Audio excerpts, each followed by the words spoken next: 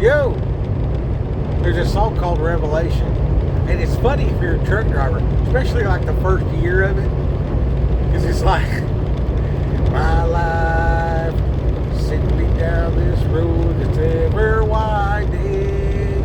Through every twist and turn, I'm always finding that I am lost again. Tell me when this road will ever end. Give me a revelation. Show me what to do. 'Cause I've been trying to find my way. I haven't got a clue. Tell me, should I stay here? Do I need to move? Give me a revelation. I got nothing without you. I got nothing without you. So that's pretty funny because like with this clock and everything, you got to find a safe haven and a place to park every day. You got to get fuel. You got to figure out how to get to the shipper to get loaded. You got to figure out how to get to the receiver to get unloaded. And it seems like the guy that booked the load would know the address, but they don't. It's the craziest thing ever. It's a miracle there's anything at the store. Just being honest with you. I for years, my dad was a trucker. I'd go with him, and sometimes like one time we just went out in this random field, and there was a trailer there, and we hooked up to it and just left. The paperwork was in the back, and there was like a jet engine worth millions of dollars in the trailer. And it's just like, you guys just parked this out here in the middle of nowhere and just left it? You know, so it's really amazing, some of the things that you see out here. And the anonymity is the security. So like, just sit down by the highway, watch those trucks go by, and just realize they have everything in them. Some of these trucks have trailer full of cash money. Some of these trucks have freaking radioactive waste. I mean, like, it's wild. It's wild. Some of your more hazmat-y stuff's got placards.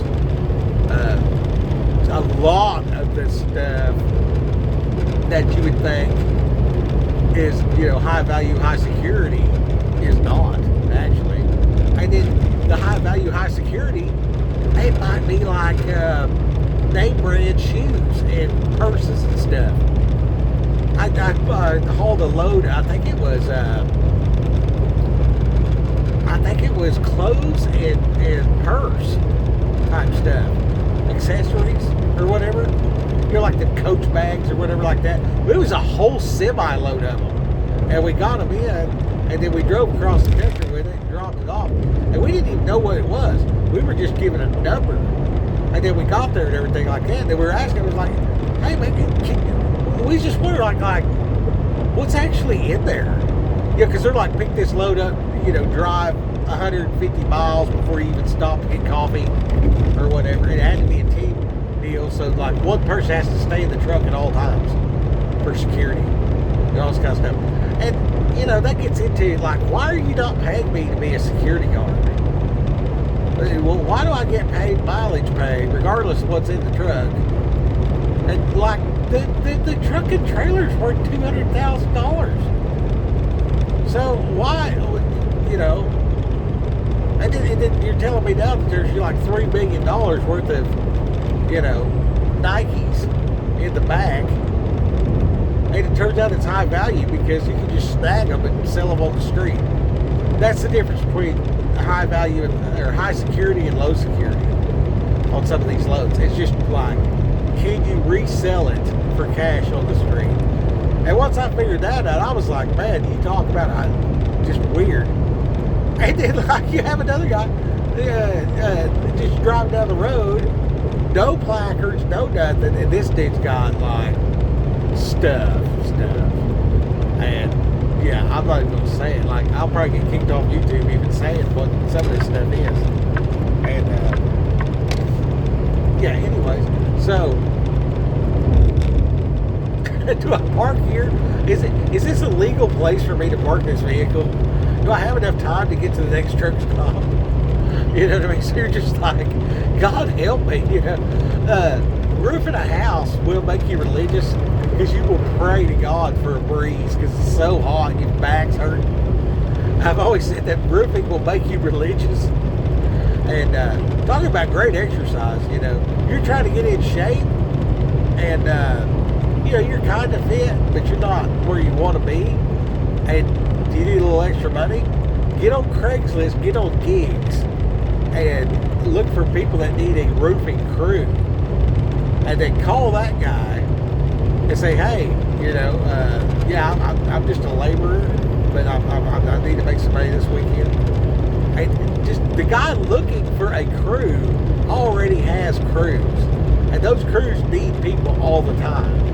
And with our current climate of, send everybody back to Mexico, there's probably an opening for roofing. And you go out there and just standing on a roof will just being on the roof all day, whether you did anything or not, is a workout. I mean, it really is. You carrying 75 pounds up a ladder, that ain't nothing to sneeze at either. You know what I mean? And, nailing it on, doing the tear off. You're getting dirty, sweat, but you're also around people that do that every day. And if it's a local outfit, knowing the people on that crew can add to your mutual assistance group. You know what I mean? If you got 3 roofing crews associated with your mutual assistance group, the power goes out, the shit hit the fan one way or the other, tornado, earthquake, whatever. If you got the dudes that are every day roofing a house for a living, they got tools, equipment to deal with, the demolition and removal of a roof. They probably have a gas-powered air compressor, probably got a diesel truck, a dump trailer, and that's some serious capability right there, okay? And then, say it's a, hostile situation. Those dudes are generally rowdy. And, I've never been on a roofing crew that, didn't have 3 to 11 dudes that was sure enough fight. There's always 1 or 2 that wouldn't bust a grape in a food fight, but even that dude's good for carrying a bundle of shingles up a ladder over and over and over and over and over. You know what I'm saying? So, and generally they're the kind of guy that come from low means and struggle.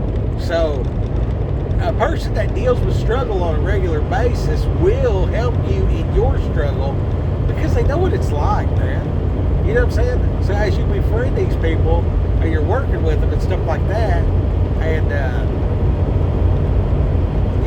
I've been blessed to get the graces of some pretty significant people with significant capabilities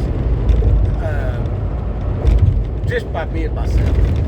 And I like to read that Bible, you know what I mean? I like talking about it all the time.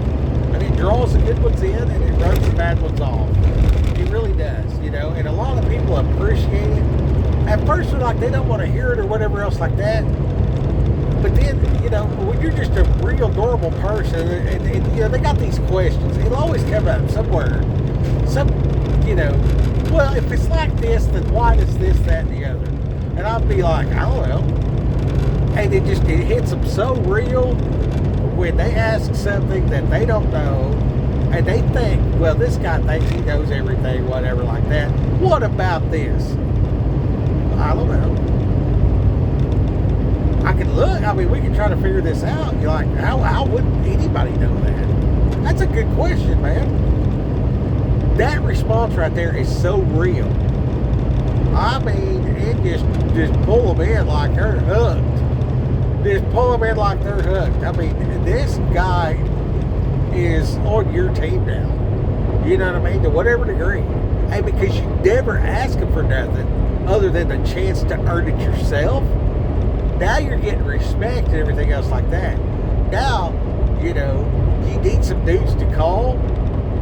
You got your church dudes, you got your, on the job dudes, and then like you're working on the weekend, getting in shape and everything, doing this roofing stuff, and getting these people affiliated and everything. And, you can handpick out of the crew who's about what or whatever, and then be like, hey, I got this mutual assistance group thing.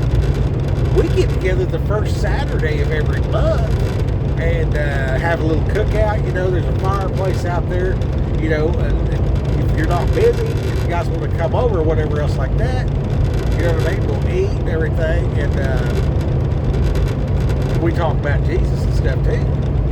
And we talk about real stuff, and we talk about, hey, what are we going to do when the power goes out? Everybody meet here. You know what I mean? And then while we're there, like, we're going to watch a couple videos by professionals. Like this is what people do when there's, massive bleeding. This is what people do when there's a lack of refrigeration due to no power. This is what people do when, there's unrest. Here's what life is like for this missionary that's in Haiti when political unrest spills over into open combat. What do you do then? You know what I mean? Well, here's this guy that lived through it. This is what he said about it. Here, let's watch this video about the aftermath of Helene. This guy is a ham radio operator that lived in Appalachia, and the things he heard was so bad he didn't even think it was real. And then his takeaway 6 months later, what did he wish he had in the pantry? You know what I mean? This dude's like, pencil and paper, more fire extinguishers. Cool. I want everybody in the group this month to get a handful of pencils and a bunch of extra notebooks and at least a fire extinguisher. Which one? The one that you find. Or whatever. Get into the nuance of the conversation, Like, okay, now everybody here on Saturday, what's your blood type? You know what I mean? Be like, hey, what's Jesus' blood type? Be positive, right? Well, what's your blood type? Fun fact, women live longer than men because of their cycle. They lose blood. And blood has iron, and iron gets rusty. So if you go give blood, you're allowed to save somebody's life. But they're also going to tell you what your blood type is, and you're going to get a little cookie. You know what I mean? So that's good. Everybody likes cookies. Go get you a little snack. Save somebody's life. Get a snack. Find out what your blood type is. Every 60 days after that, give blood again. And get rid of your rusty stuff and save somebody's life. That's good. And then, find out, have like the casserole thing. Where, the women did some stuff, and they brought some stuff or whatever, in the afternoon or whatever, split into groups. Split into groups. The women do the women thing, the dudes do the dudes thing, and then, like, we're going to let the kids, have a paintball fight in the backyard or whatever. You know what I mean? Make sure they all have bicycles. You know what I mean? Like, everybody, the whole entire group needs bicycles. You were a kid, you know what you did riding a bicycle. Your kids need a bicycle so they can ride around and do stuff and get that exercise, get that energy out and all that kind of stuff like that. You as an adult need to get back on that bicycle and ride around and do stuff and everything else. So the capacity that I have by throwing a 20-inch mongoose on the back of this truck, like on that spare tire rack, I just became extremely more mobile. And when I was a kid, I learned how to do quite a bit on a 20-inch bicycle that, I mean, I don't need brakes. You know what I mean? Like, it's actually funner without it. And I can just turn fast enough to stop. And I know how to use my foot and everything else like that. So, anyways, the power's out and I'm walking home in the apocalypse. Bicycle good. And, you know, do I need this giant, you know, Trek 26-inch? You know, it's got like, you know, the super narrow tire, and, you know, do I need the seat to be a foot taller than the handlebars, and, you know, dress up like a banana? Probably not. Probably not.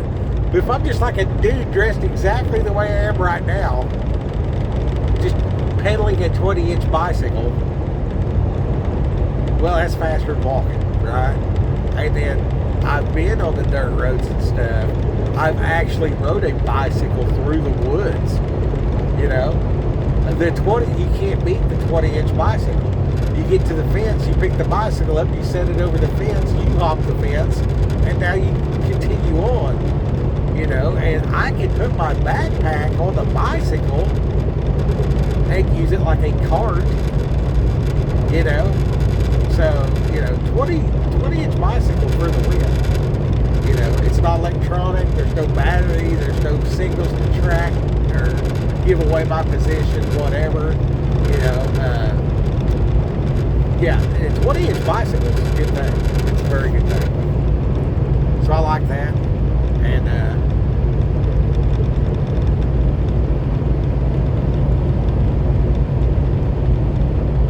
that's some of the basics. That's some of the basics. Now, when you're considering travel to a different location, okay, and you're going to be there for a while. You know, say you go out of town, you're going to be there for 6 weeks or whatever like that.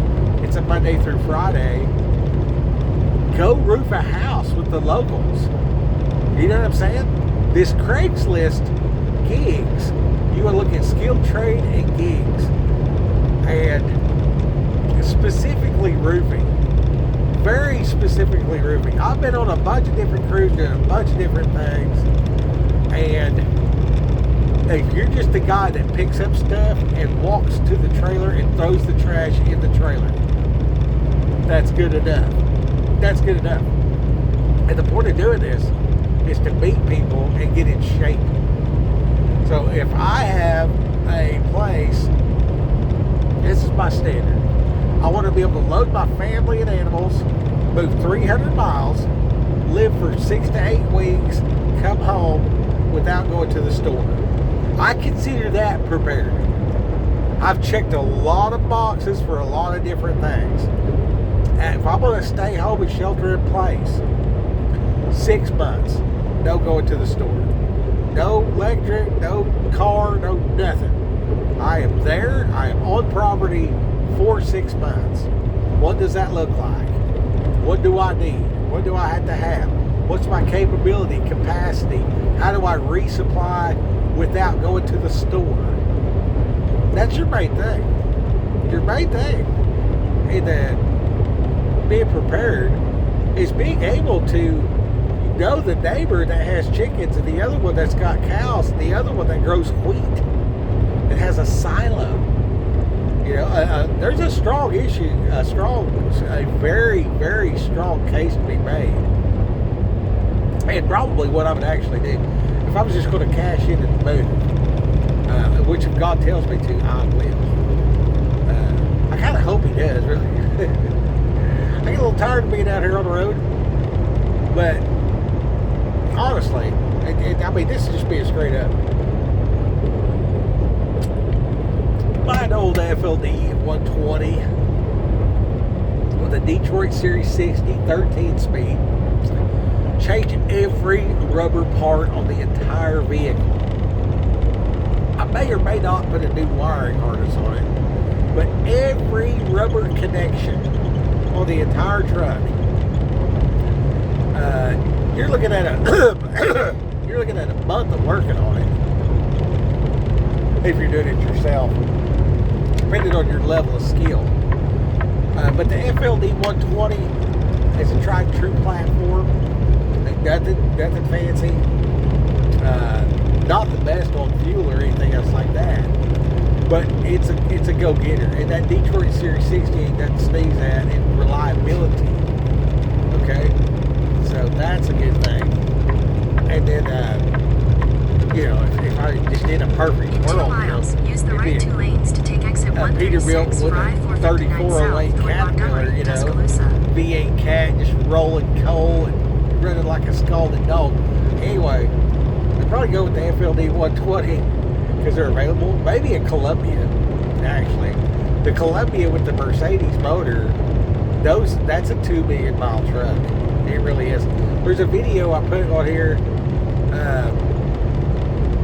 I was passing a guy, and it was a Columbia, but it had the Detroit, and he had the, he made several modifications to the truck, and truck and trailer, I believe he wanted $54,000. I talked him down to $49,000, but it's just, it ain't worth it to me. I'm not at that stage. However, if you're over the road trucking, that ain't nothing to sneeze at.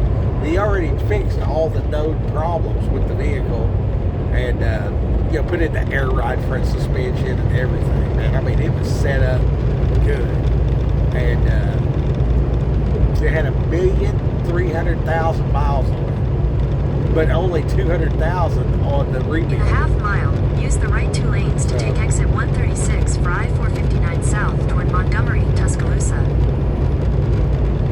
So that's real good. And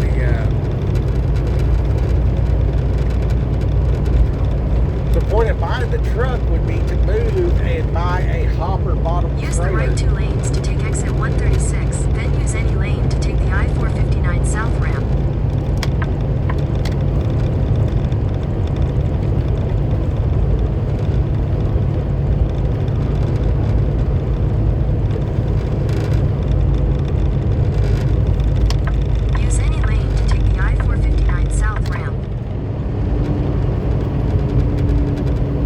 So you get over there somewhere between about... Continue on I-459 south for 29 miles.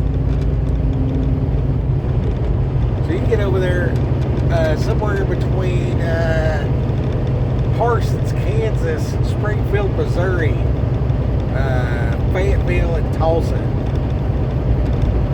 In that area. You can drive around with a hopper bottom trailer and haul from the farm to market and know every farmer in the area by the time it's all said and done. And they got brokerages that'll get you loads that's specifically for that, so that's cool. And the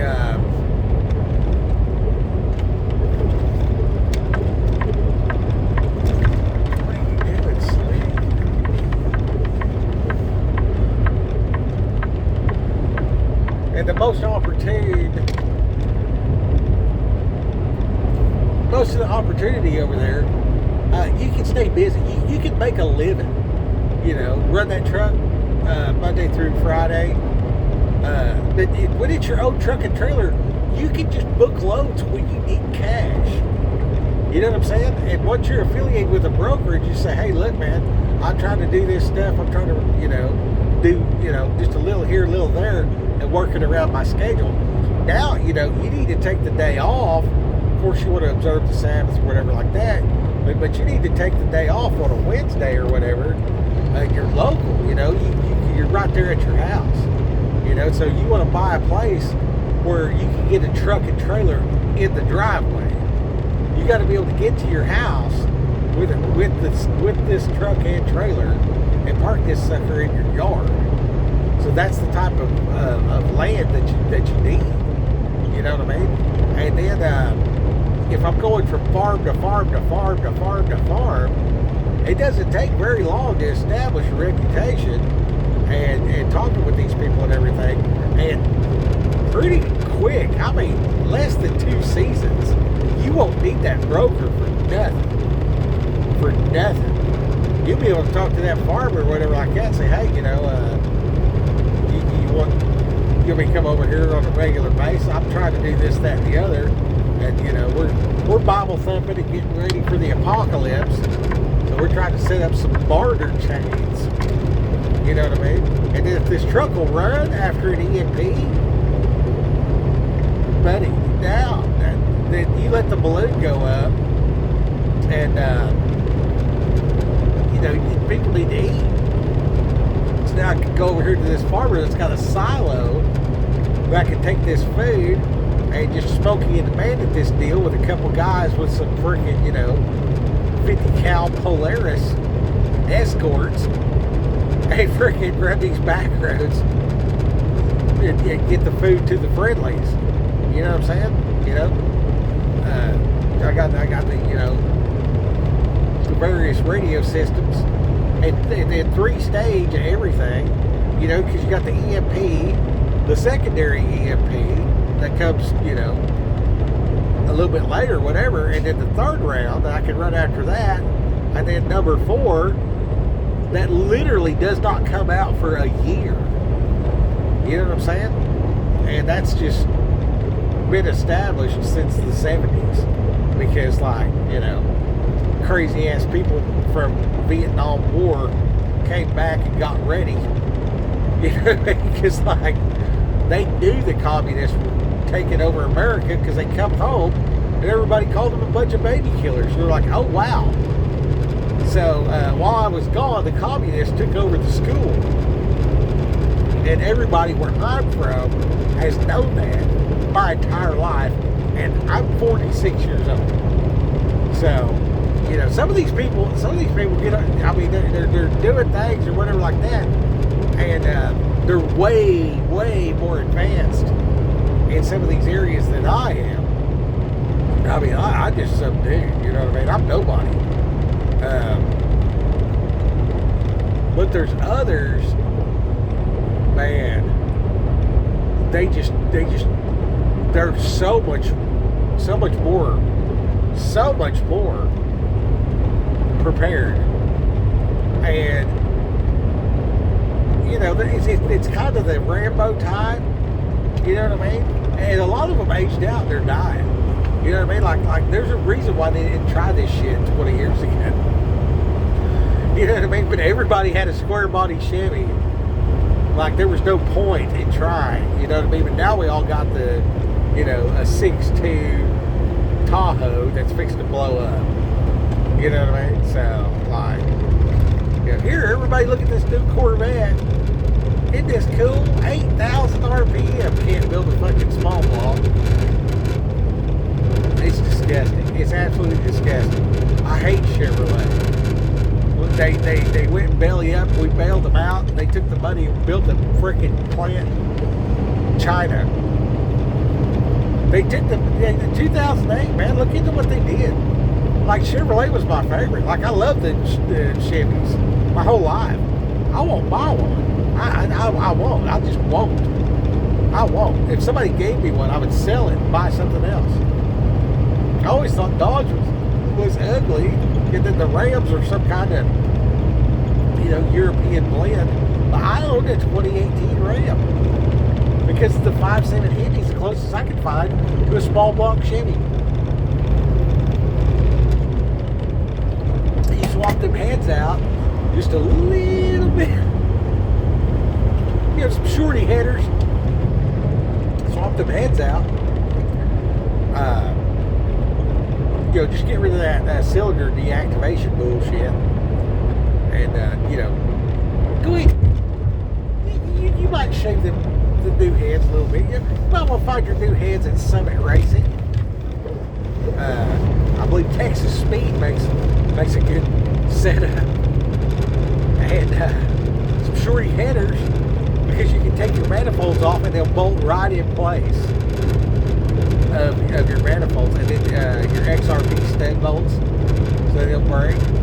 And now that heavy tech and unreliable whatever that's got that 8-speed transmission, that if you don't build this thing past 600, it'll hold it all day long. It'll hold it all day long. And 2018 was when all the new Ram stuff came out. So everybody wanted the new headlights. And I've always said, never buy the first 2 years of a new set of headlights. Let them work out the bugs. Let them figure out, does this work, does this not work? Get some reliability information. You know what I mean? Plus all the hype. Oh, look, new headlights. You know what I mean? So they charge a premium. Well, in that moment, the 18 price dropped. And then COVID came. And I go to the car lot and I'm like, killing time before I go to work. And I had talked to my wife quite a bit about, you know, I was just, we'd be in town, like, what do you think about that truck? What do you think about this? What do you think about that? And we were going for a walk down by the dam at Ray Roberts. And she seen a, you know, fancy pants edition Ram. And I said, what do you think? She's like, I like that. I really like that. So I knew that's what she wanted. And then I know she likes, like, sparkles in her fingernail polish or whatever. So it's like metal flake paint, Ram design, you know, the 20-inch hubcaps, the 20s because it corners like some bitch, and then, you know, shiny, sparkly because it's actually her truck. You know what I mean? And hey, God gave me that truck. You know what I mean? I found the parameters to try to satisfy my wife, and then like I tried to do what I could for you know, motor and everything like that. And then I just got this small back door because like it's a truck. I want more bed. If I wanted a minivan, I'd buy a minivan. If you're driving a mega cab, you should probably just get a minivan, you know what I mean? Unless like you're into bumper pool, you know what I mean? I've said for years and years, about the best thing you can do, I mean, this is no shit, mid-90s Tahoe to a 16-foot trailer. I mean, seriously, like, what boxes are you not checking with that? You know what I mean? Instead of an 8-foot bed, you got 16-foot. You know what I mean? It's on a bumper pull, whatever. You know what I mean? You can add a couple leaf springs to it. No big deal. You know what I mean? It might ride rough, but just put your load out in the back. You know, build you a little, you know, apparatus with some shelving that slides in and out, so you got some length. You know what I mean? Slide it in there. Put some carpet over it and a speaker box, so it goes thump, thump, thump, or whatever. Nobody even knows this thing opens up because it just looks like a speaker box, and it's just like, oh, 4570. That's nice. I don't think I'm supposed to say that part out loud. Anyway, well, now that the cat's out of the bag, you can buy a Chevy Tahoe and just give it to some Indians that you roof a house with. They'll be like, what's this? Like, hey, do you mind if I park this in your yard? You can use it. They're like, what? Like, yeah, for real. This Tahoe I just bought for $2,200. Go ahead and drive it. If it breaks, let me know. I think you just buy the parts. They're like, well, who's going to put the parts on? Right, figure it out, bro. You're the one that broke it. See what I'm saying? And you just position these. Put some over here, put some over there, put some over here, put some over there. You go to some town, or you're looking at the map of the United States, and you're like, okay, if this don't work, maybe I need to be over here. Go there, hang out, roof a house, insert Tahoe and trailer at Buddy's house. You can tell they're the friend that you want to do business with.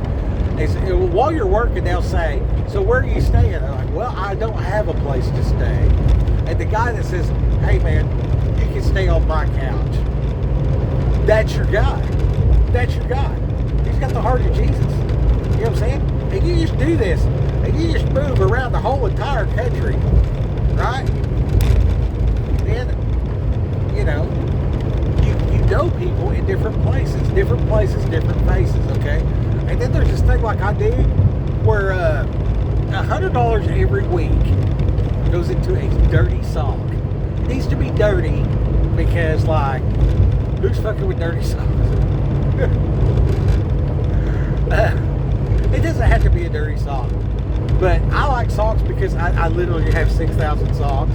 Like, when I was growing up, I had crusty feet, and yeah, like, you know, it was a chore to get water out of a well with a bucket to take a bath, and doing the laundry was even worse. So, anyways, we literally had a Wringer wash machine about the 5th year into being out there. We're like, oh, thank God we have a washing machine. And this machine would actually agitate, and then it had the rollers that you squeeze it out and put it on the line. And Dad used to tell a joke about tit in the ringer. Oh, she's got her tit in the ringer about something.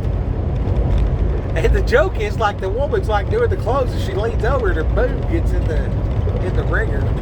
And so that's the joke, but it just meant that Mom's mad about something. That's all he was saying. Mom's mad about something. You know, oh, she's got her tit in the ringer again. Somebody stole the mailbox or whatever. I don't know.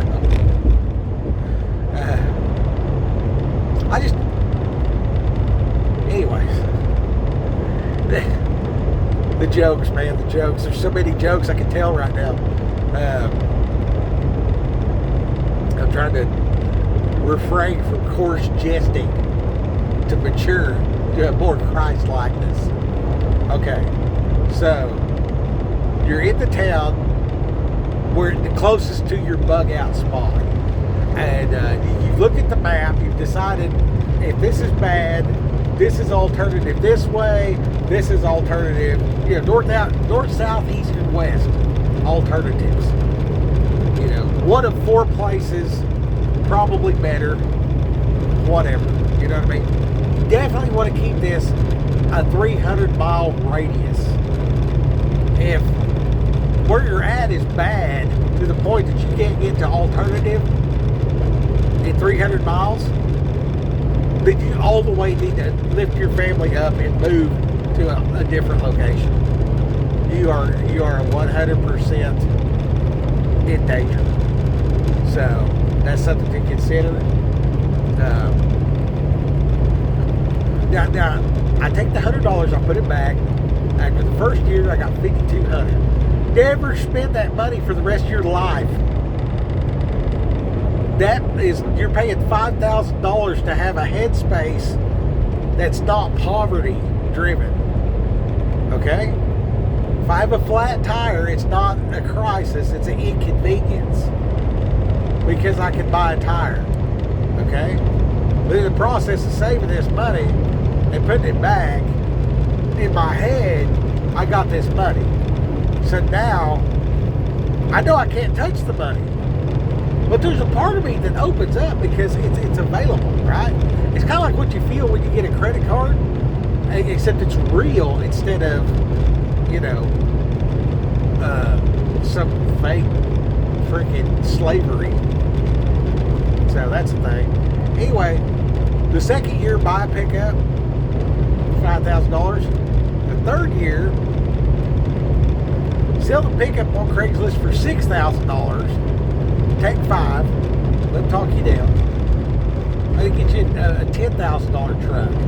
The $10,000 truck is a truck you keep forever. And these are old numbers, by the way. Now, those numbers might be different now due to inflation. This is pre-pandemic.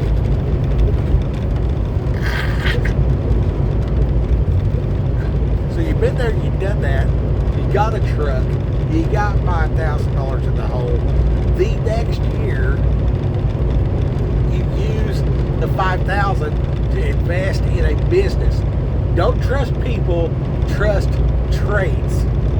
So here's this person. We all know the guy that's just a whiz at something. but his business plan sucks, and he doesn't have tools or a truck or a something.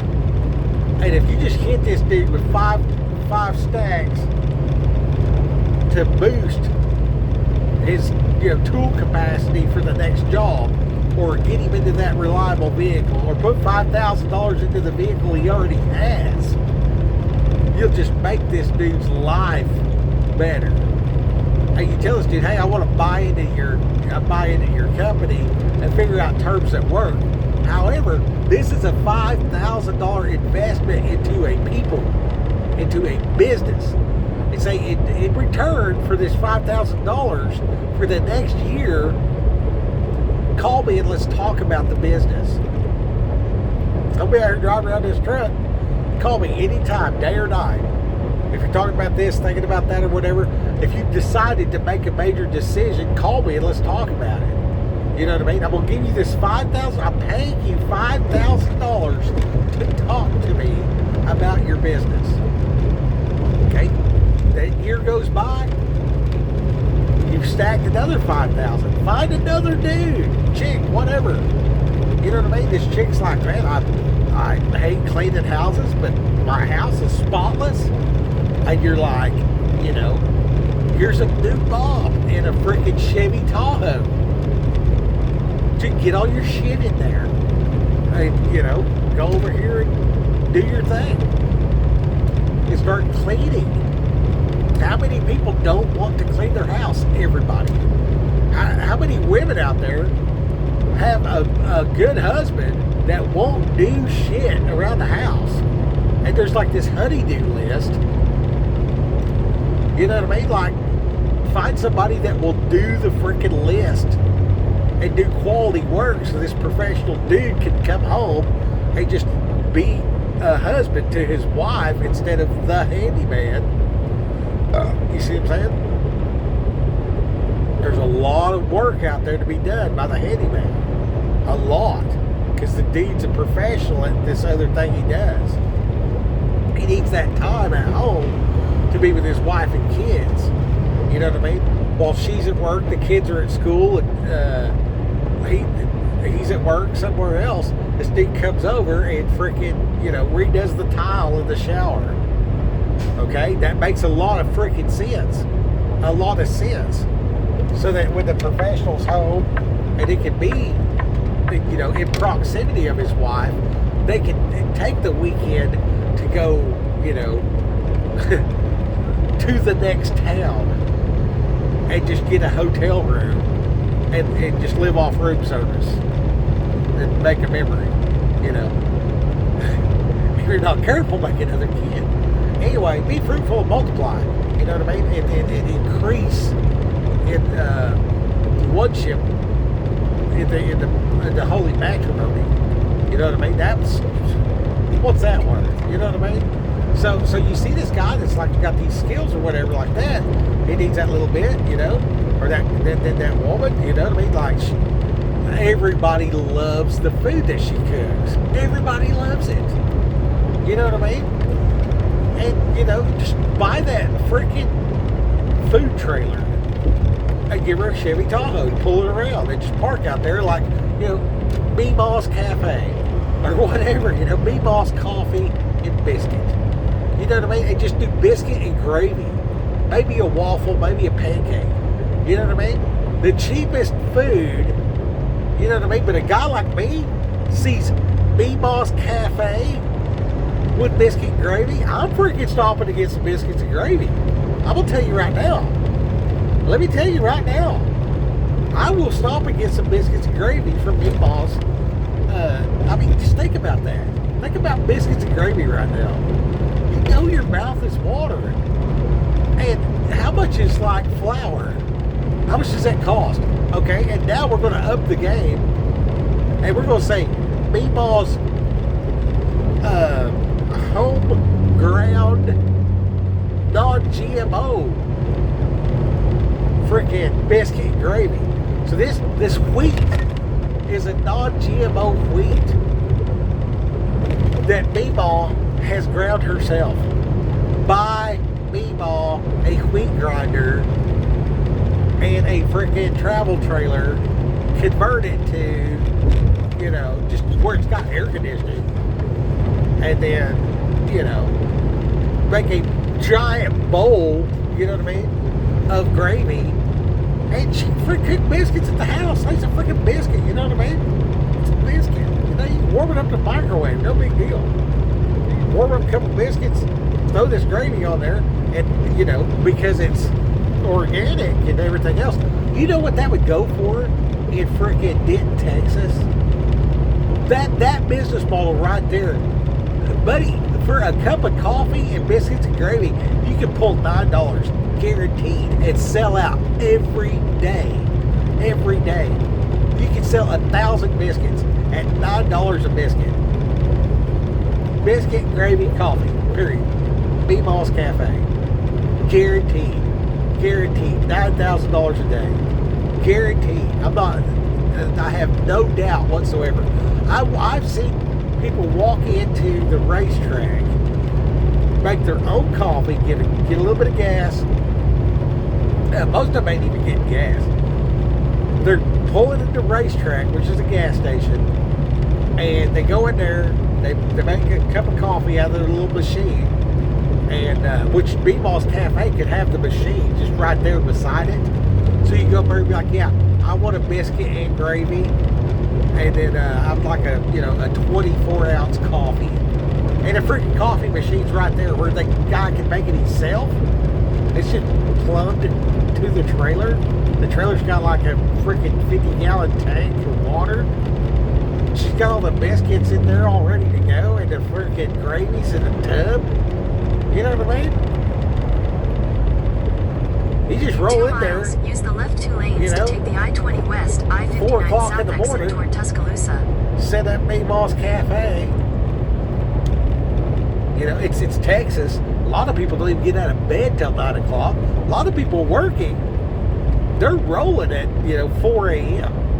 So from 4 to 9 every day, you just sit down there and sell biscuits and gravy. You got your little coffee machine out there to let them make their coffee the way they like. Everybody does that. You know what I mean? Hand them their coffee. Get some napkins or a paper sack that says Meatballs Cafe, and just like, Jesus is Lord or whatever. Put a Bible scripture underneath it. Like, oh man, our daily inspiration, our daily bread, freaking biscuits and gravy. You know what I mean? And just that. Just that. You know what I mean? Like biscuit gravy. Like not sausage gravy. Here you got flour, water, salt, pepper. There may be something else in the biscuit. I don't know how that works. Anyway, I don't know how to make biscuits. When I make biscuits, I just use flour and In half a water, mile, actually. use the left 2 lanes to take the I-20 you're West, supposed to put I-59 baking South soda, exit powder. toward Tuscaloosa. Something in there. Anyways, I thought you're supposed to put salt, maybe some olive oil, water, flour. I think it is supposed to have baking soda, Use baking the left 2 powder. lanes to take the I-20 West exit. Oh, we can do it all up with a little bit of yeast. Let it sit overnight. The more yeast, the fluffier Continue it on is. I-20 West for 130 miles. So anyways, that could be like, right now. You know what I mean? And, can you find a travel trailer for $5,000 and do this conversion or whatever else like that? You know what I mean? Like, is Meatball down with it? You know what I mean? Is there a guy named Bill running Meatballs Cafe? Sure. Yeah. You know what I mean? Just find Meatball, get a picture of her, blow it up, stick it on the side of the thing. You know what I mean? You got the cashier person or whatever like that, which can be done with a freaking square card reader, and then just all the tips and everything in cash with some freaking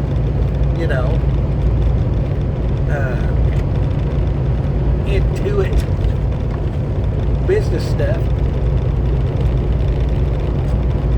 Track everything legit, legal.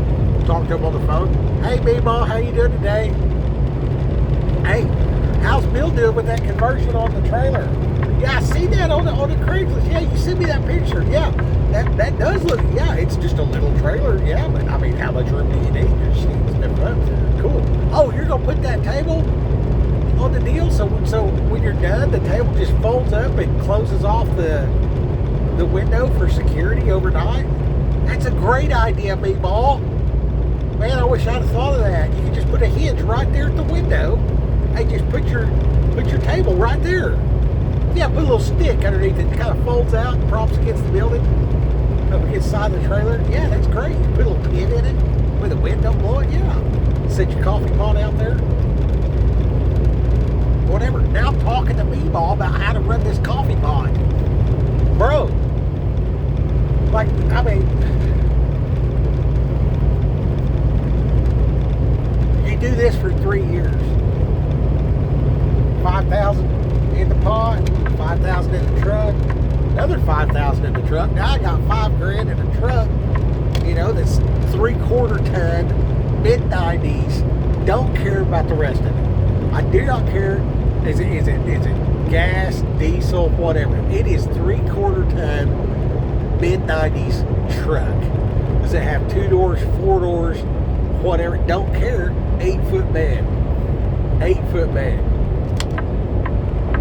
3/4 ton. It is a truck.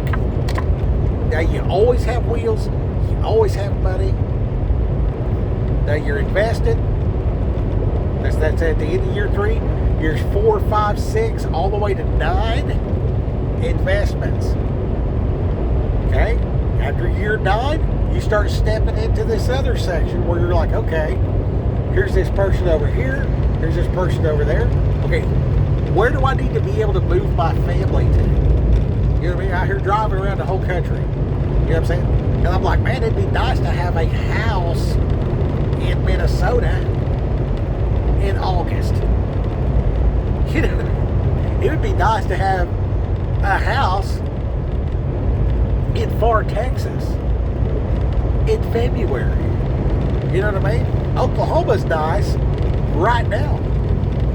Hey, I get to thinking about all this and everything else like that. I'm like, well, do I really want a house in all these places and all the joy that brings or whatever, or do I just want like a freaking RV so I can just drive over there and hang out? Does it make more sense for me to just get a hotel everywhere I go? And then it turns out like I got a hotel right here. Well, oh look, I'm just driving around with a hotel right now. You see what I'm saying? I'm fully mobile. I get paid to drive around and do this stuff. And you know, witness to these people and everything else like that. So, you know, God has blessed me with exactly what I need before I even knew what I wanted. And then, you know, hats off to him. You know what I'm saying? Thank you, God. Thank you. I really appreciate that. And so, from knowing these people and doing these things, allegedly, perhaps, maybe not. This is all hypothetical. This video is for training purposes and entertainment.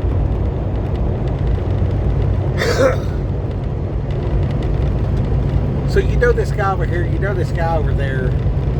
You've worked with them, you've been on the roof. Maybe you don't know none of this. Maybe this is day one.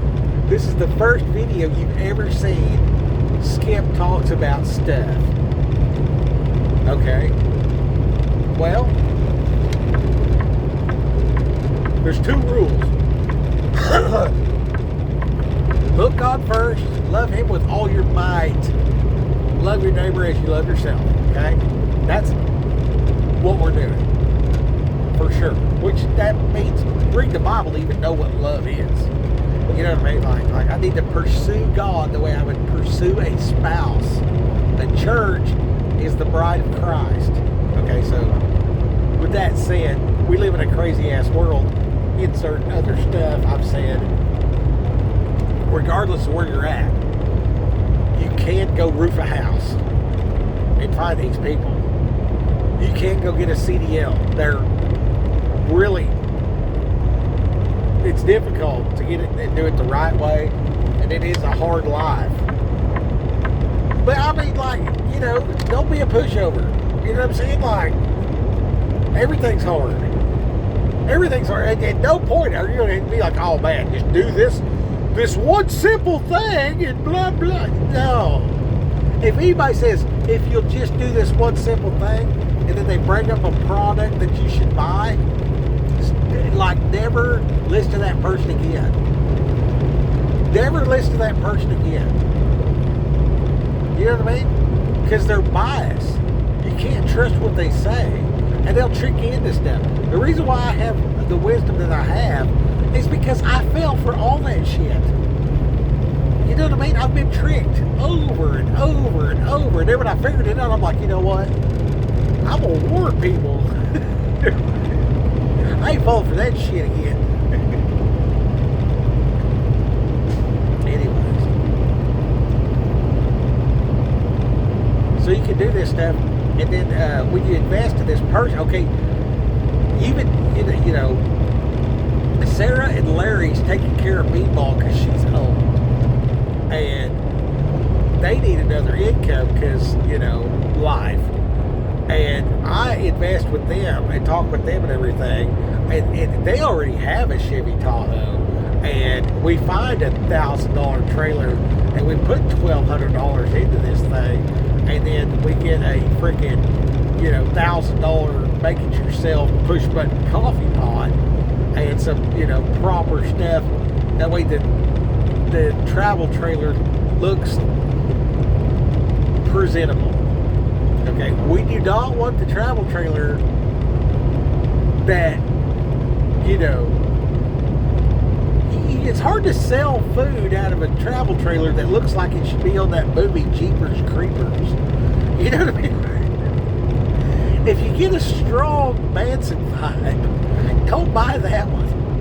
You know, like, find something that you can make it look cool, and even if it does look like the Manson family lived there, you know, can you do some kind of, you know, peel and stick tile exterior that, you know, looks like bricks or something?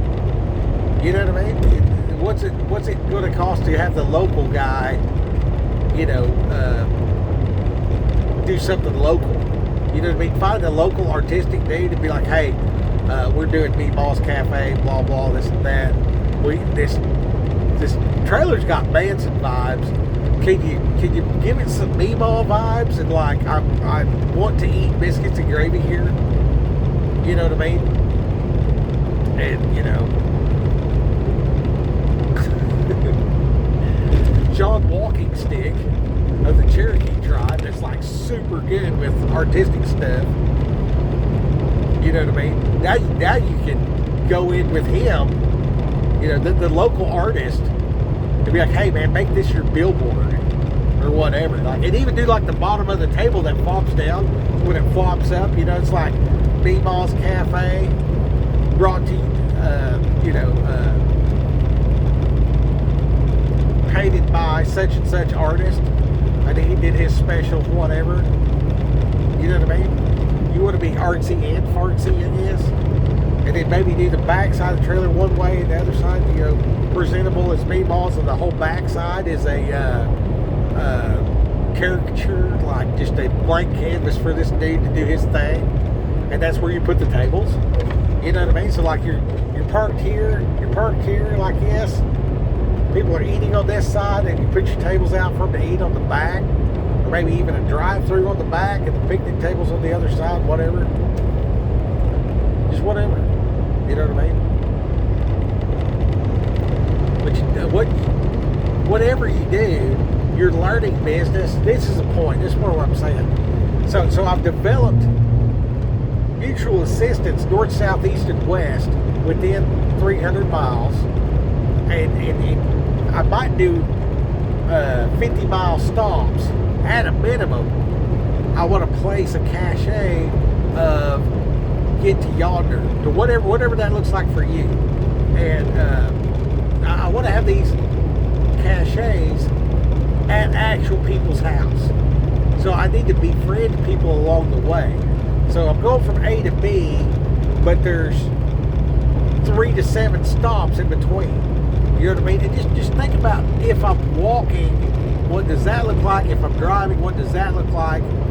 If I'm driving a tractor. You know what I mean? I think driving a tractor's on par with riding a horse or some other type of alternative transportation. And, because we're thinking grid down here. So, what's that look like? And if I establish a route, you know, like for me, I mean, we'll just throw it out there. If I got to go from Sanger, Texas to Locust Grove, Oklahoma, there needs to be several points of contact along the way. And as I go up there to see my dad or whatever else like that, and I'm coming back down, I stop at churches, man. I stop at the churches. I want to know how to go church to church everywhere I'm going.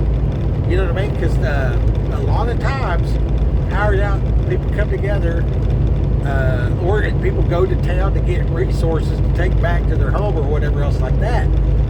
That type of stuff in disasters is happening in churches. You know what I'm saying? So I don't care what the sign says. I just show up there. I do like, if the sign says First Baptist, ask them if John's around. That's hilarious. If they'll laugh when you walk through the door, you're like, hey, yeah, I'm looking for John. And if they laugh because it's a First Baptist church, then that's your people. Okay, like it's a strong indicator if they get that joke. I mean, they have intellect and everything else, so that's good. That's not a bust or a end all be all. Don't get me wrong, but if you know of these places, that makes a lot of freaking sense. I mean, it really does. And in some of these places, they will have various law enforcement. You know what I mean? So know the law enforcement from A to B. Like who am I likely to encounter? You know what I'm saying? Because it's grid down, and you're on Highway 69, and you are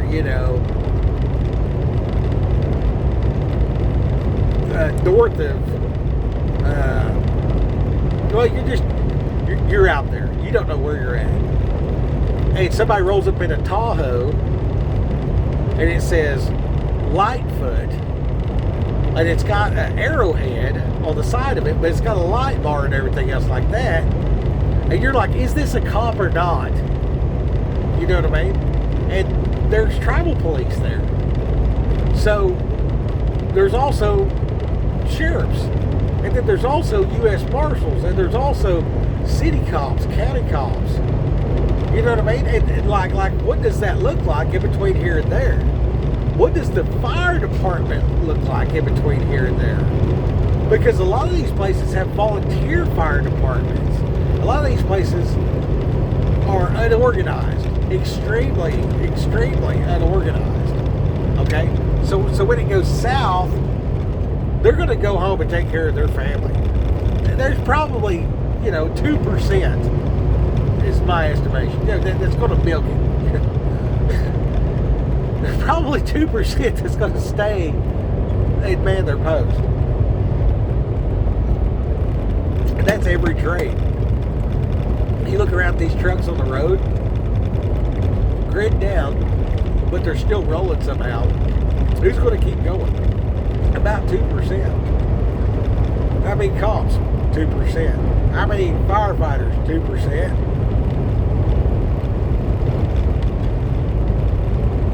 That's just my estimation.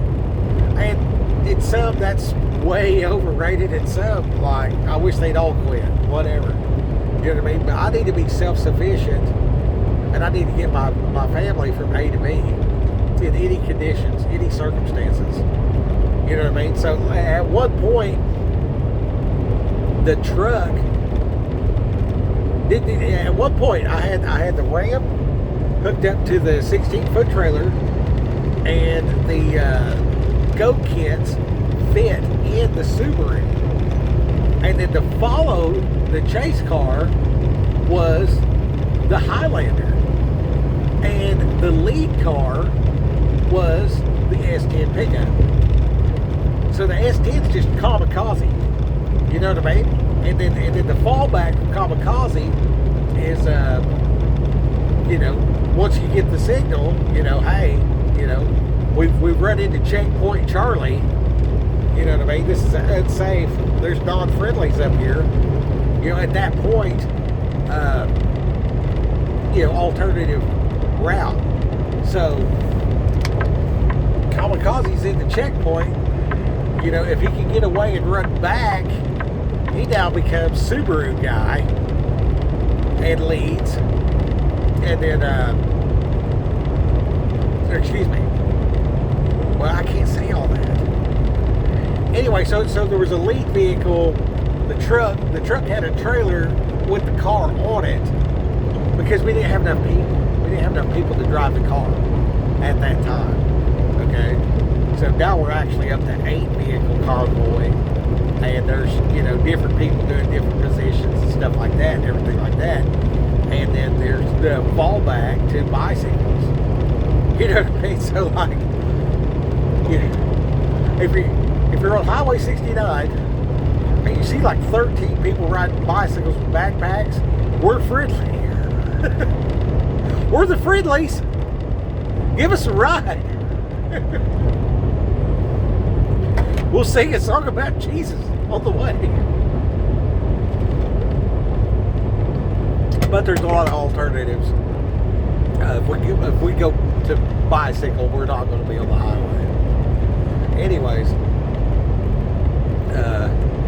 knowing that alternatives and stuff like that, you know what I mean? And then like get your caravan together and drive from A to B and show up at B unannounced. Hey, we're staying for the weekend. Do what? I mean, we should have been tickered to like, hey, we're staying for the weekend. That's like, do what? Like, yeah, there's 13 of us. Shit hit the fan in Texas. Not really. We're just pretending. But this is our trial run to get here.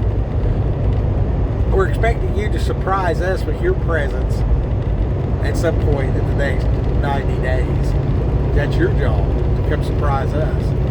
So we can pretend that we need to take care of the people from Oklahoma because they've come from Oklahoma to Texas. You know what I mean? And this has been an ongoing thing. You know what I mean? Because Dad was all, let's fortify the mountain or whatever. You know what I mean? Let's, fire on the mountain type of deal. And it's my swamp. We ain't moving or whatever. And my wife's kind of that way about Texas too, which is cool. And I'm a forget this, we're going yonder kind of guy. So like, I gotta convince her to go yonder, then I gotta convince him to go yonder. Vice versa, this deal or whatever like that. And that's just blood relations. There's so many alternatives that have nothing to do that, and I found those people roofing, man. That's what's up. I know a guy right now. I don't even want to describe the dude, but it's somewhere between Arkansas, Oklahoma, and Missouri, right there in that little 4-state area. And I guarantee you, this dude is one of the most solid subbitches I have ever known in my life. And it looks like Kid Rock's little brother. You know what I mean? And that dude, he'll smoke weed, but dude, that guy, he is one of the most righteous people I have ever known in my life. I have heard stories of good people that were more flawed than him. Hey, this dude just did right, and never really had much, but yeah, loved one woman his whole life, raised a family, just checked every box, dude, every box of a righteous man. He never really cared about having a fancy house or a bunch of money or whatever. He's just getting by type of deal. You're not gonna hear some rags to riches story right now. in the way that most of the influencers, like, hey, look, I got, mansion and, fancy jet and, hot and cold running women or whatever. You know what I mean? All that bullshit. This dude knows shit will give you biscuits. You know what I mean? He's there with his family, and you show up and you say, hey, me and my family haven't ate, and this dude will take the food off his kid's plate and feed your kids. For real. And like, there's nothing left, and he would still do it. Guaranteed. And that's the kind of people I need in my life. You know what I mean? That's solid right there. And man, I know 100 of them like that. And they're scattered out. I don't know why everybody feels so alone, other than they're not looking. They're not looking, and you're not. There's a good guy that talks about business and everything. He's like, he said, people are not just going to walk up and hand you $1 million or whatever, like you got to earn it, you got to do this, that, and the other, whatever. And that's so true about any topic, but it's how do you count your wealth? You know what I mean? Where is your priority? What are you counting as wealth? You know what I mean? You see that goal? You know what I mean? And you see this other guy, I mean, I watched a video about a guy that was a hobo. And so I'm like, okay, here's this dude. This guy's been riding on trains illegally for 50 years. What's he got to say? This is a subject matter expert.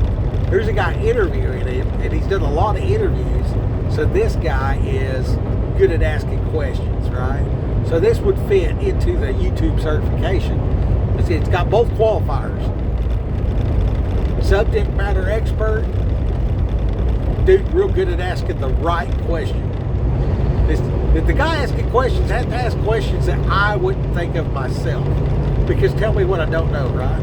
So in my quest to be YouTube certified, in my boredom driving around in this truck, tell me when this road will ever end. Anyway, give me revelation, show me what to do. I've been trying to find my way, haven't got a clue. Tell me, should I stay here?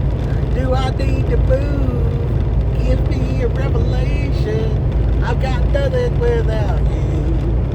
I've got nothing without you, Lord. Oh. So this bum, what do they call it? Hobo.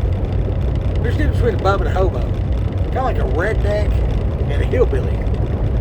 Sounds the same until you actually look at them, but there's a lot of differences, really. And this guy was talking about just don't be an alcoholic or a druggie, and don't hang out with the ones that do, because problems always follow them. And he was talking about how the way that you carry yourself will let the trade cops know that you're not a problem. You're just going from here to there, whatever like that. And then like how he would get his news and stuff like that from old newspapers. And dude did not have a phone. He did not have a phone. And that really perked up my ears.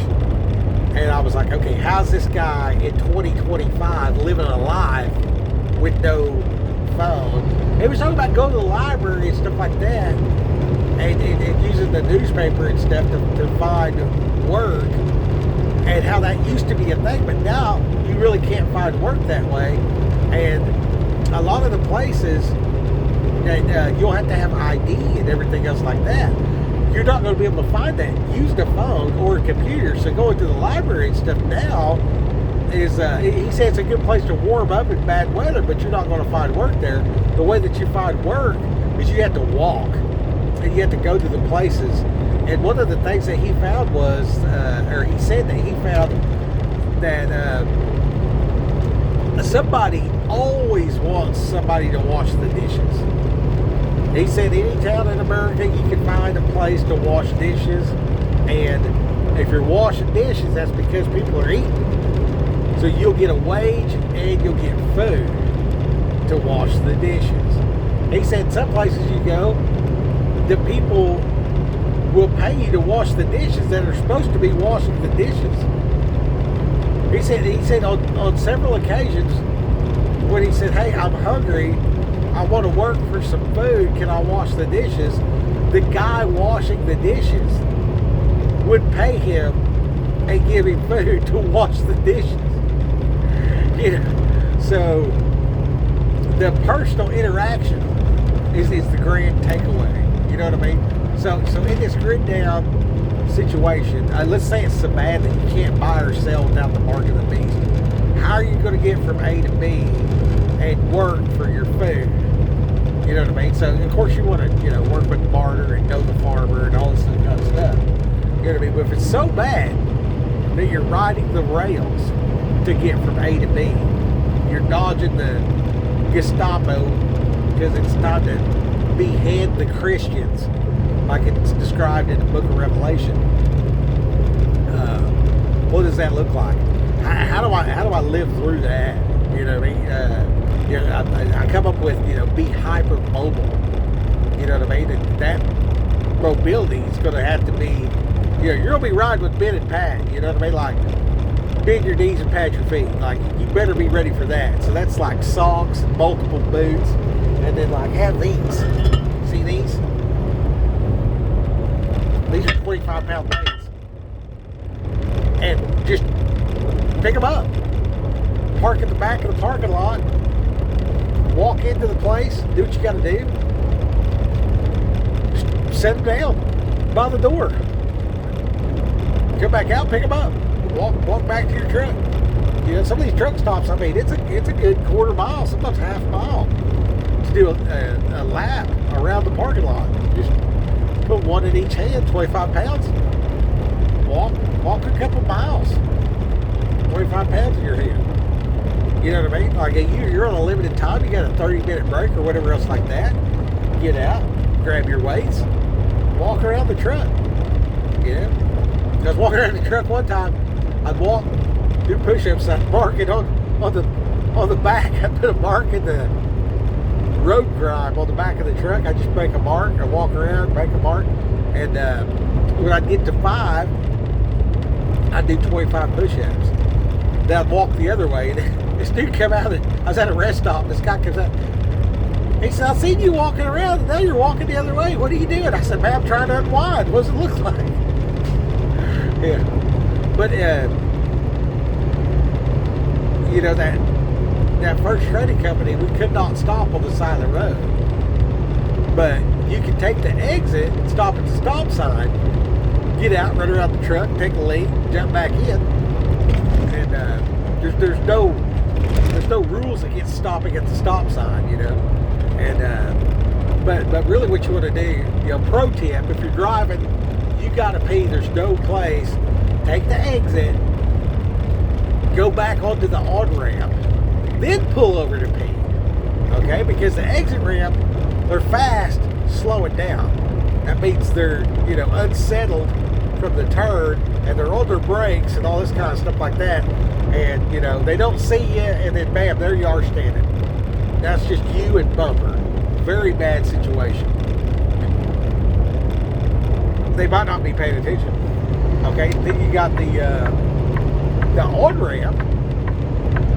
They're like getting on, they've turned the corner or whatever, and they're looking ahead, and they're looking in their mirror, and they're accelerating. So because they're accelerating, they have greater control of the vehicle, and because they're fixing to merge into traffic, they're more alert. So the chances of getting run over on an on-ramp is significantly less than on the exit ramp.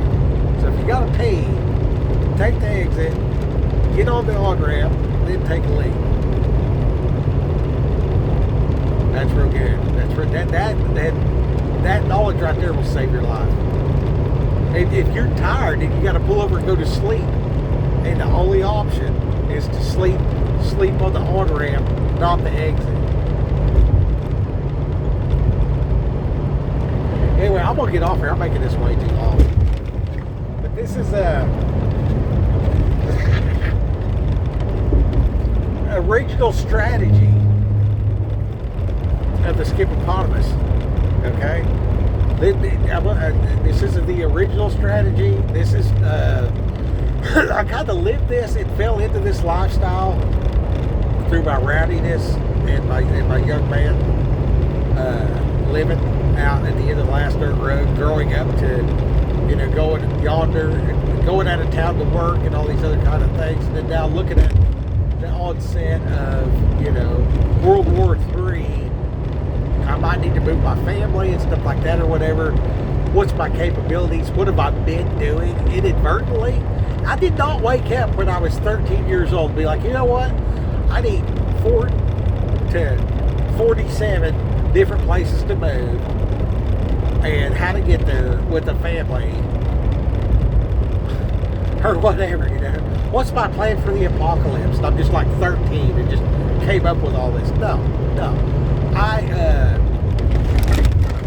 I've known God my whole life, and people trying to convince me I had an imaginary friend.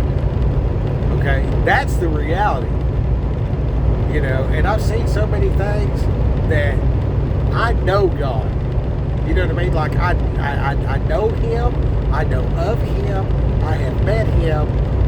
You know, the sky itself has smiled at me. And I don't even know how to describe that. And I just heard a guy like this week, earlier this week.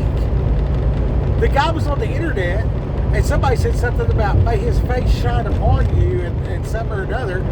And the guy that read the intel report he wrote that in the report, and the dude reading it acknowledged that was some type of old blessing or whatever else like that. And I realized that had happened to me in an open vision in a church in Beaver, Oklahoma, freaking 13, 14 years ago. And in that vision, I heard the name Elohim. And I'd been looking for God's name. And then he's like, share this or whatever like that. And then when I shared it with everybody, they're like, what does that mean? I was like, I don't know. You're the preacher. And then we went back to the unit because I was in prison at the time. I was at Beaver, Oklahoma. They had a work center out there. It ain't open no more. Anyways, we go back. This dude had a concordance. His mom sent him, and he was a black guy, right? And when we opened it up, we looked, and then there was Elohim.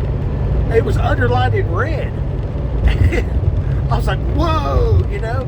And I'm all Keanu Reeves. Whoa, dude. And that was my reaction. And I looked over at him, and this dude's reaction was scared. And he looked white. Hats off. I'm telling you straight. The reason why I always tell that story, I always mention that the dude was black, because when I looked at this dude, he was white. He was just like, and he was so flush that I'm darker than he was. Like my skin right now is darker than he was in that moment. It just, there were so many things that day that blew me away or whatever. And that was the place where I got anointed. And that's a whole different thing. But the prophet came and anointed like 4 people or whatever. So that was weird. I didn't know what that was or anything else like that. But the whole time I had been there, I got arrested down there in Florida, and they brought me back and they sent me to prison and on the child support case. And I was in prison for like 45 days. They sent me to a work center, and then I was out there, and then I started going to church all the time. But I was looking for God's name. That was specifically what I was doing, and I kept finding attributes. I'm like, what's his name? What's his name? What's his name? Or whatever. And yeah, so when I left there, it was so awesome because I had been to all the different churches, and I was chicken shit. Oh, here's that deal. Look at one of them right there. It's a Tahoe and a 16-foot trailer.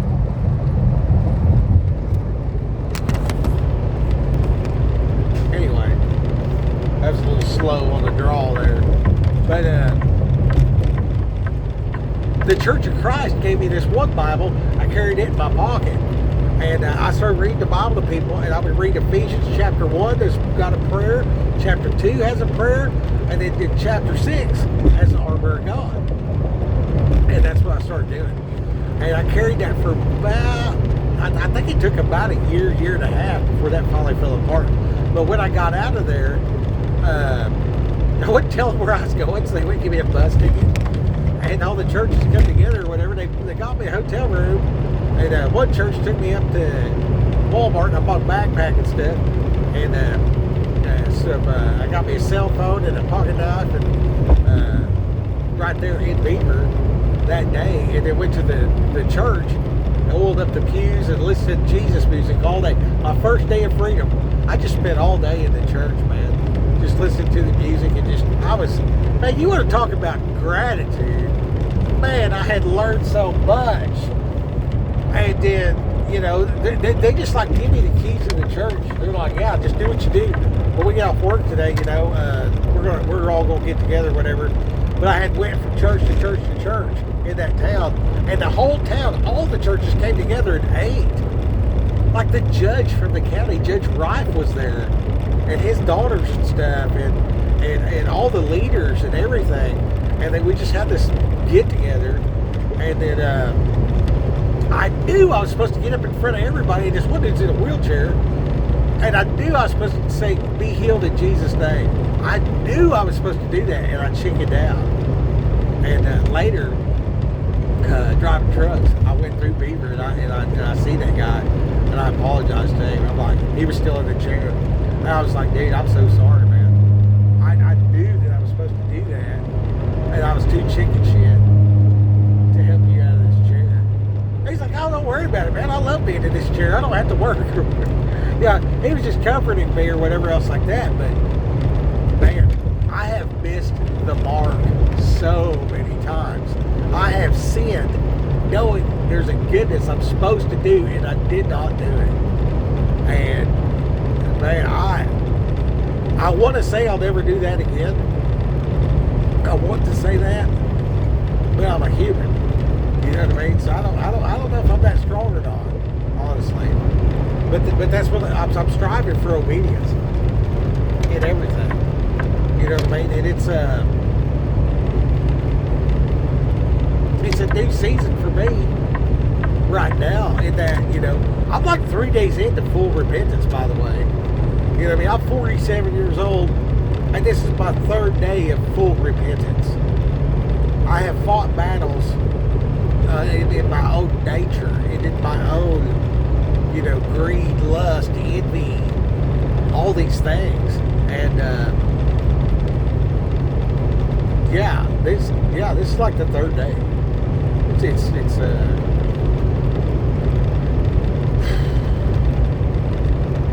It's something that I have to share right now. This whole channel and all of this sharing and being this transparent is difficult, man. It's really difficult. And I see some people, you know what I mean, and they do what they're doing, and then like, oh man, I love my brothers, and I see in them where they can tighten up and do better, and I want that for God. I want it for them too, don't get me wrong. But I want that for God. I want that for God. My other channel about the 5-minute ministry is specifically just to give that little bit that might just get somebody over the hump for that day. You know what I mean? I can't handle an hour and 29 minutes, 28 seconds video trying to decipher, skip, going on and on and on and on and on and on and on and on and on. He always keeps talking.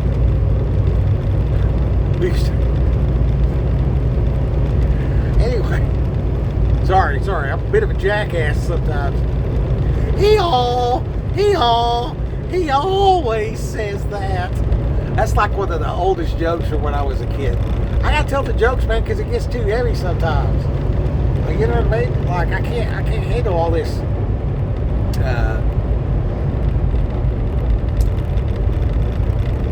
I want to deliver the truth in love, but it's got to be digestible. Like you ever bite into some dessert that's too sweet? It's like, man, yeah, cool, but you know, I got to drink some black coffee with this because it's so sweet. I need to get the sugar out of my mouth. Like it's too much. You know what I mean? Well, God's not like that. It's just he's just right, just perfect. It's so good. It's so good. It's so good. And then sometimes, like I read something about the old boy ate the scroll and it was sweet. Then it got bitter in his stomach. You know what I mean? So how often do we like see the goodness of God and we're just like, yeah, that's great. Then you get to thinking about it and you're like, oh man, I messed this up. Like this is a horrible thing that this guy's still in this chair. And I know that if I would have done what he told me to do, the guy would be up walking around.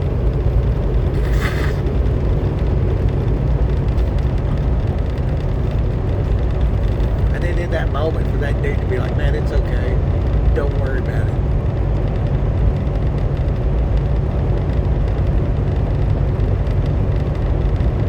When I was in that town,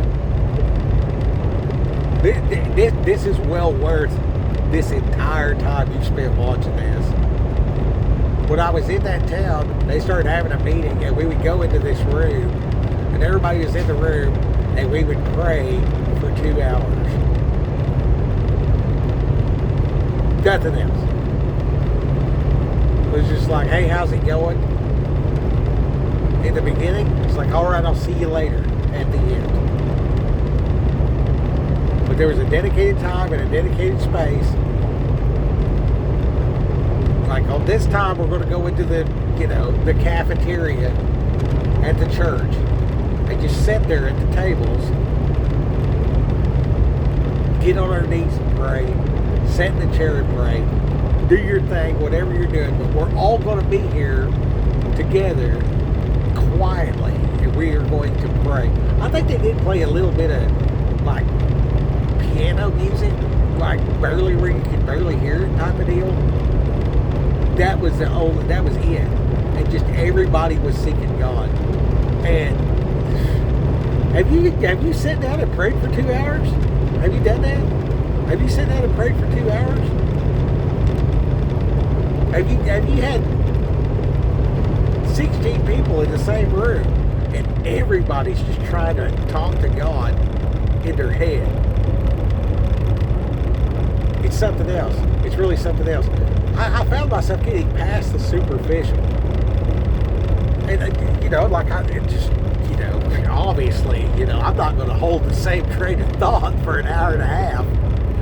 We're going to have a variety of topics pass through the noggin, you know what I mean? And,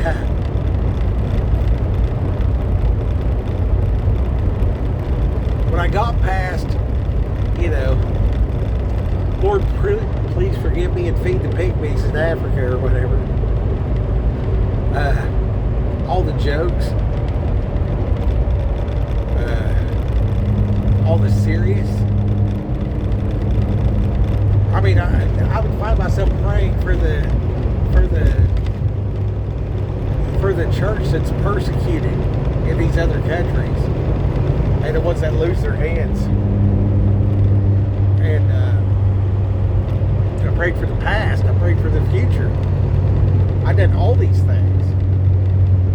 And I have prayed everything I can think of, literally. And I open my eyes and I look up, and it's been 20 minutes. I was just like, I was thinking to myself, well, it's about over, ain't it? And I looked up, it had been 20 minutes. And this is a 2-hour deal. And I didn't know what to say. and I listened. Nobody said that. There was no like shining ray. The sky didn't open up. The angels did not sing. I didn't hear nothing. And I just sat in the chair with my eyes closed in a prayer position. And then what seemed to be like 10 minutes, I don't know, I didn't look up. But something started to open up. And I started thinking about stuff I hadn't thought about in so long. And it was, it might have been when I was a, snot-nosed kid. It might have been when I was a little kid. It might have been when I was a young man. It might have been yesterday when I didn't see that situation just right.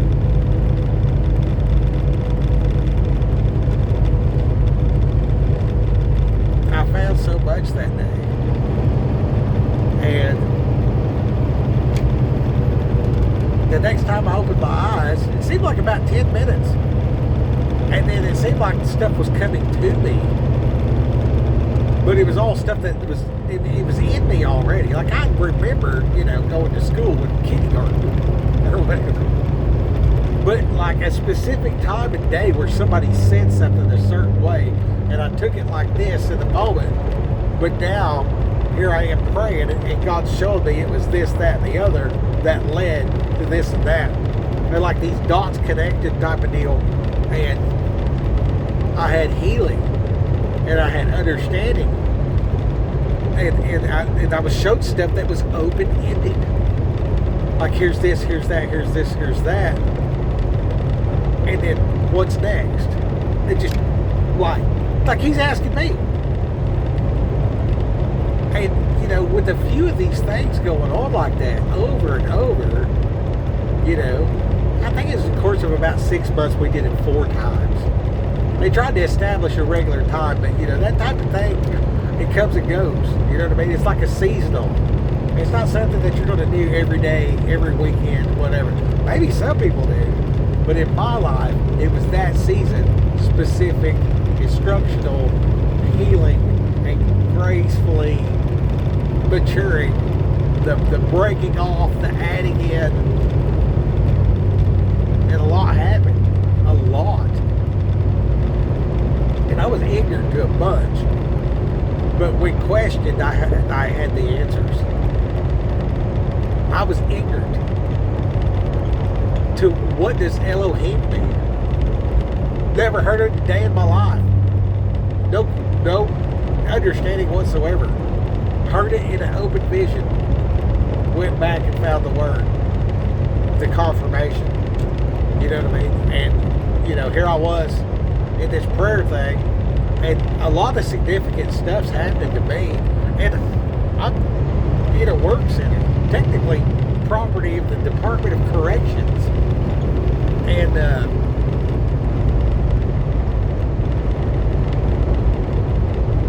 I didn't even tell nobody I went, because I didn't want anybody to worry about me.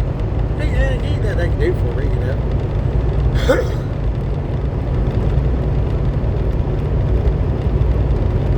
So it was just me and God.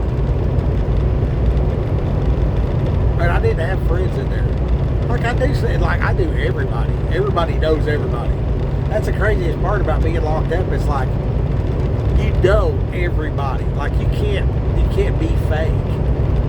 You can't be fake. Everybody sees through it. These are trained hardcore criminals. And luckily they were all on the verge of getting out, so they were trying to walk the line. So that was incredibly helpful.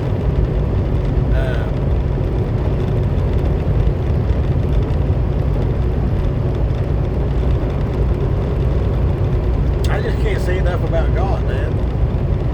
Hey, that's some of the things, and then when I'm like, what am I going to do now? And then like, what's happening to the family and stuff like that or whatever. And it always comes back to like, I'm going to spread the gospel, because if enough people have the experience I have had with God, then it's wonderful. You know what I mean? And I think everybody's got their own specific deal. And I just want them to have that, dude. Like, it's so valuable to me. You know, I don't see a lot of people with a mansion and all the jets and cars and like politicians with just lording power over whatever. I don't see them saying, hey, I want you to have power. Hey, I want you to have millions of dollars. Hey, I want you to have all these jets, cars, and stuff. You know, like just take the coolest shit you can think of and like put it together in a collage and just stare at it and be like, what am I willing to give to get this stuff? Until it becomes like an idol that I would sell my soul to have stuff.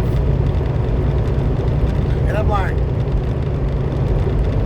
there ain't nothing worth it. There's nothing worth it. That's the reason why you see like Keanu Reeves is laid back. Look at the first movies he did, like bank robbery and all this kind of stuff like that. He kind of like dealt with the devil. Then he's like, what if I am the chosen one? Type of deal. So if you look at the progression of the movies this guy made, and now look at his personal character, you know what I mean?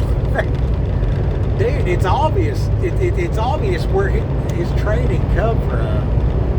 You know what I mean? And how God worked in his life. And like we get to see it through the cinematography.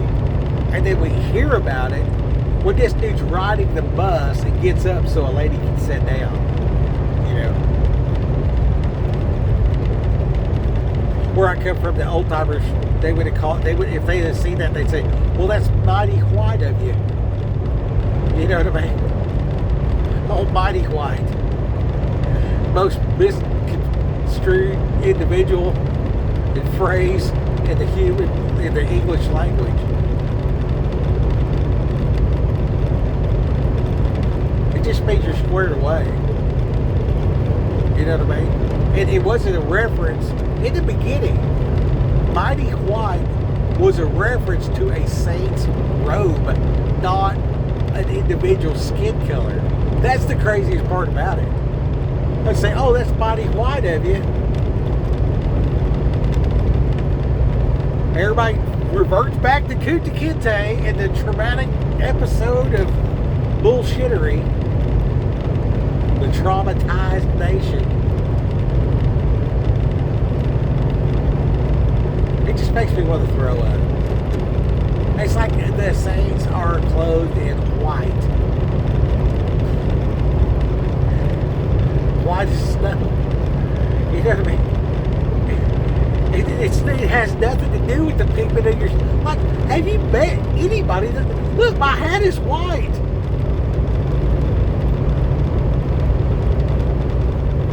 Ain't got nothing to do with the color of your skin. You guys are traumatized by the TV. You can unplug from that. Okay? So we just talked about a 2-hour praying with God. How many times have you paid money to go to a theater and watch a movie for 2 hours? You can't sit in a room with people and be quiet for 2 hours. So I say it one way, kind of seems like a burden. I say it the other way, kind of seems like you're having fun and like, you know, holding your wife's hand, might go make some babies. What if you go pray in this room for 2 hours with your wife, hold her hand, and live forever? I think that sums it up. Appreciate you watching this long. I'm not sure who will watch this. I'm going to watch it again before I label it because I think I said the name and I don't know what it is now. But I think this is the strategy for end times. My plan has not changed. One word: obedience. All right, Raquel. God bless you.